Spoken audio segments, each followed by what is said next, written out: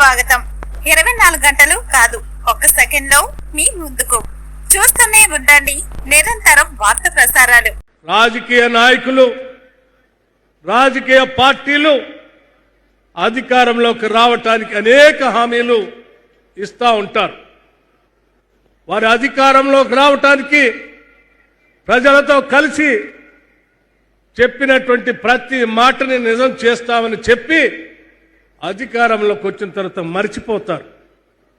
కానీ ఈనాటి కాంగ్రెస్ ప్రభుత్వం, ఇందిరమ్మ ప్రభుత్వం, రాష్ట్ర ముఖ్యమంత్రి రేవంత్ రెడ్డి గారి నాయకత్వంలో ఉన్నటువంటి ఈ ప్రజా ప్రభుత్వం ఏ ఒక్క మాటను కూడా విస్మరించకుండా మేము పాలకులం కాదు, ప్రజలకి సేవకులం అని చెప్పి పెద్ద ఎత్తున ప్రజా సంక్షేమం కోసం చేస్తున్నటువంటి అనేక కార్యక్రమాలు, ఆ కార్యక్రమాల ద్వారా మాకు వచ్చేటువంటి తృప్తే మేము ఈరోజు అందించేటువంటి పాలనని ఈ సందర్భంగా మీ అందరికీ మనవి చేస్తాము.